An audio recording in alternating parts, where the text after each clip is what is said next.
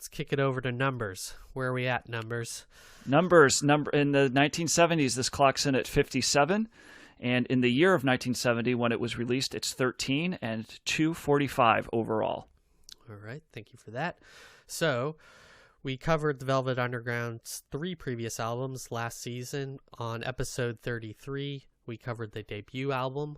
We covered White Light, White Heat on episode 26, and we covered the self-titled third album, Velvet Underground, on episode 29. This album was released November 15th, 1970.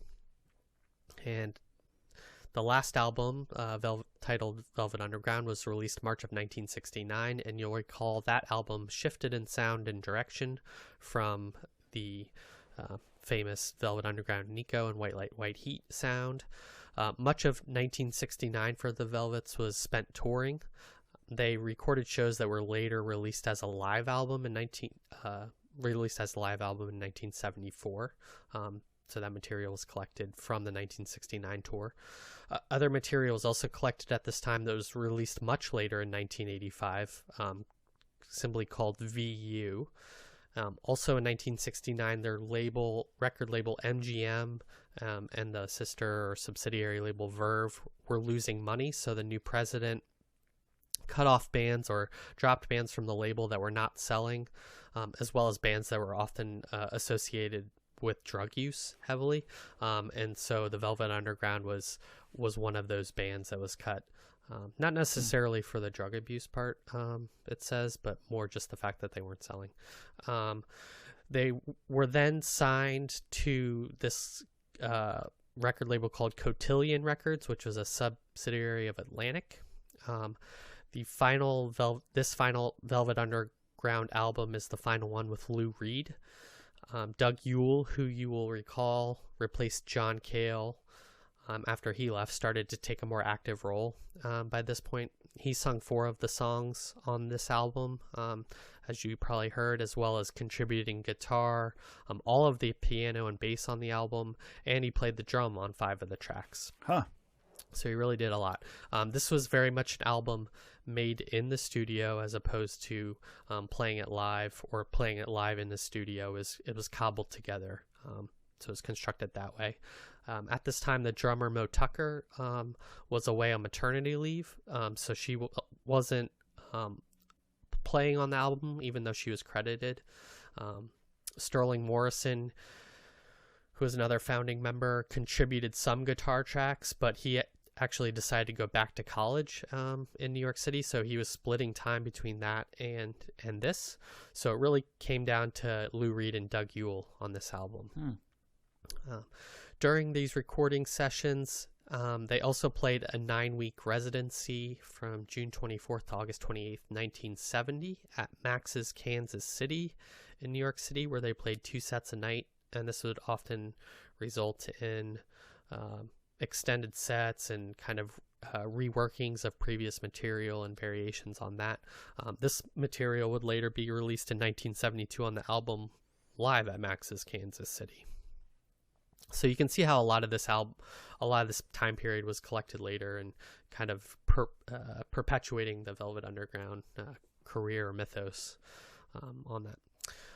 Lou Reed quit the band during their last performance at Max's in August 1970 on the aforementioned album. He didn't tell the band members he was leaving, so they found out from the manager the next night when Reed didn't show up. I guess Mo Tucker did know, but she wasn't performing with the band at the time. She was just in the audience seeing them. The album ended up being released in November without Reed even being part of the band, and he was quoted as saying that he was surprised that the album came out. And there's a lot of not controversy, but the other band members felt that their manager pressured him to quit the band, and so whether or not I think he was unhappy with the direction the band was going, and coupled with the fact that the manager maybe pressured him to leave, Doug Yule says that maybe he wouldn't have left if the manager hadn't pressured him to. But anyway, Morrison and Tucker then ended up quitting in 1971. Yule quit the band in December 1972 after a short tour in Europe with a reworking of the Velvet Underground. So this is really pretty much ends the Velvet Underground as we know them on this album. The original members would not reunite until the 90s. The album Squeeze, however, came out after. That was released in February of 1973 and is quoted as being a Velvet Underground album in name only. Although more recently it's received some favorable critical reevaluation. I haven't heard it myself personally. Was that just Yule on that record then? If everybody else quit, or is it? Yule's not. I don't think Yule's on that. Oh, it's just like it's Velvet Underground people that aren't anybody from the original band. Yeah. Wow. Yeah. Okay. Yeah, because Yule quit the band in December 72. I'd have to look more at Squeeze. Maybe he was involved in some aspect. Right. The UK band Squeeze named themselves after this album. Oh. Okay. For what that's worth. And of the original members, only Cale and Mo Tucker are still alive in their 70s. Yule is also still alive, but obviously he came a little bit later. Nico died in 1988, as John told us on the Nico album, or you told us. I can't remember who covered that album. On me. Sterling Morrison died in 1995 of cancer, and Lou Reed died in 2013. The Velvet Underground was inducted into the Rock and Roll Hall of Fame in 1996. And the title of this album is a reference to Atlantic's request that they make an album loaded with hits. Also a double reference to the fact that being loaded means you're on drugs. So, as I said, surprisingly, this might be their most upbeat record. Let's go to Matt. What did you think of Loaded? Yeah, so I like this album, and it definitely is more. It's probably their most accessible, maybe. Their most. I don't want to say poppiest, but it's their most accessible, which I always like, and I like the variety on here. I think it's interesting. You start off with "Who Loves the Sun," which is, I almost felt like that was like a zombie song. It's a very kind of 60s quasi psychedelic pop song. But Sweet Jane's a great. I love that guitar, that staccato guitar part. That's a type of song that you can just trace the line into indie rock today, of like how bands, kind of, that's like a style that, some of the more modern bands have. And I did recognize Rock and Roll and Cool It Down from Phish, because those are songs that they often play in their sets. So I knew Rock and Roll for years as a Phish song. They play that a lot. And I knew and I didn't know that Cool It Down was actually a Velvet Underground song before listening to this album. And I did a little bit of research, but this is they actually covered this entire album for one of their Halloween shows. So that's something that they do. So, but I guess those are the two songs that they take with them in their current tour. So I definitely knew those songs very well, and I like them a lot. I love how they in both of them. I think I'm not sure if it's Lou Reed or Yule who's singing, but they kind of do that. He's got the power. Yeah. They do like the high screechy voice kind of a thing. But kind of like the old school rock and roll songs like Lonesome Cowboy Bill or Head Held High. It's those are really fun. And Oh Sweet Nothing is a great last track. And that guitar solo is like an Allman Brothers kind of guitar solo. It's like that southern rock. I feel like you're listening to Duane Allman. Band. Okay, sure. Yes, Can't You See that song? Yes, it's got that's a very distinctive southern rock, type of guitar solo. So I thought that this album is kind of a little bit all over the place in terms of its style, but it's all really good. I don't necessarily think that I would say it's better than their debut album, but I certainly like it better than the other two that we've covered. And very easy listen. The production's good. I like there's variety here, and yeah, I don't really have much bad to say about this. This was a really fun record. I'm glad it's on here. All right, John, what about you? I really like this album. I'm starting to get why people love the Velvet Underground now. I always got why they were influential, but now I'm starting to get the musicality that people got from them. I thought the variety on this album was what stood out to me, and I don't want to remake the same points that Matt made, but I noticed the differences. But there's pop songs like "Who Loves the Sun" is the second straight Velvet Underground album where there was a song that was the first track that got stuck in my head for a week afterwards, I felt like. Sweet Jane, I know very well. Rock and Roll, I know very well. Those are probably 2 of the 5 Velvet Underground songs that I was super familiar with before we did them. And I actually think that if we ranked the 4 Velvet Underground albums, I would actually put them from 4 to 1 in the order that we listened to them, even though we listened to them out of order. We did White Light, White Heat would be my 4. The second Velvet Underground album, the 3rd of their catalog, would be my 3rd. The debut would be my second, and I think this would be my 1st because it's as you said, I can't believe where we started with the Velvet Underground to now. I would say it's an inoffensive listen on all fronts, but it's a very inoffensive listen. There's a lot of tunefulness in this album in different genres. I think that's what surprised me. It wasn't just like, modern indie before modern indie or minimalist cool or stuff like that. No, it's like some guitar driven rock, as you guys mentioned, like stuff that almost sounds like Southern rock. There's sort of the jazzy element on certain songs, like true pop songs, 3-minute pop songs, another way. And I'm starting to think that maybe Lou Reed being at the controls is the Velvet Underground that I like. Because it seems like when he's been given the controls, he's tightened it up a little bit, and I like the result of it. And I'm familiar with some of his solo stuff, and this resembles more his solo stuff than other stuff. Yeah, so I would say a pretty strong recommend for me on this one. Yeah. I would say to search this out, even if you haven't always been a fan of the Velvet Underground. And my last take. There's some very good hooks on this album, which is another thing I don't really think of from the Velvet Underground. Yeah, credit. I think has to be due to Yule too. I think their collaboration working. Maybe that's what it is. Yeah, must have brought something out, because I agree. This is a very strong album, and it's a fascinating listen if you listen to their debut album and then listen to this album, right? Because it's like 2 different worlds almost. And I can't say, like Matt said, this is a very accessible album. I don't know if I would introduce somebody to the Velvet Underground with this album. I mean, because I feel like you would get a false impression of them if you did, because I feel like they're almost like everything needs to be listened to kind of see the progression of the band.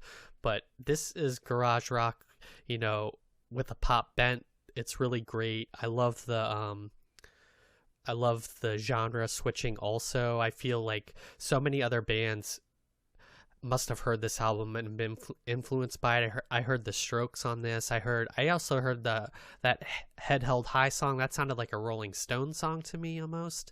And yeah, that southern rock sound on Oh Sweet Nothing was very reminiscent. I thought it was that song at first, actually. And then they got some slow ballads on here. And then also I really tried to listen to the lyrics on this on one of my second or third listens to it. And it's still got that kind of Lou Reed snarkiness or irony on it. In Who Loves the Sun, he says... who loves the sun? Not everyone. And then like when it's I think on Sweet Jane or maybe on it's on Who Loves the Sun too. He says who loves the rain, like even though it like waters the plants and stuff, like not everyone loves the rain. And then like you said too, Matt, I love that on Rock and Roll when their voice goes high and he's like listens to that fine music. Yeah, fine music. Yeah. And I think that song is very catchy to me, the Rock and Roll song. And then in Cool It Down, you still have some of that sexual innuendo and suggestiveness that was more blatant on previous Velvet Underground albums. So it's just a very interesting short career for them, but just fascinating to be able to listen and discuss all 4 of these albums. Yeah. I wonder what Squeeze, and it seems like they collected a lot of live material to be released later. I think there's a lot of different interpretations of songs that were on the albums and kind of, like B-sides or just other things. I think that kind of helps grow the mythos more. I might be interested in checking that out as well. But yeah, it's kind of an interesting capper to their career that we've discussed. It's interesting that... Well, go ahead. I was gonna say I haven't heard any Lou Reed solo stuff, so I don't know what the comparison. Oh, you have to know one that. song. You know "Walk on the Wild Side," right? Oh, I mean, yeah. you have to know that one. Yeah. Yeah, that does sound like a Velvet Underground song. It's interesting that Lou Reed like ceded the vocals to Ewell. I mean, he wrote all the songs. It's interesting that he gave them to Ewell. And I didn't even think of that. I wasn't really thinking about, is this Lou? I guess I just assumed Lou Reed was singing the whole thing, but I didn't realize that half of the songs that he wasn't. But yeah, I think I saw Sterling Morrison quote saying that he preferred Reed singing. He wished he had sung instead of Ewell, but I mean that's personal preference. Yeah, I don't think like I said, I don't think one stands out, against the other.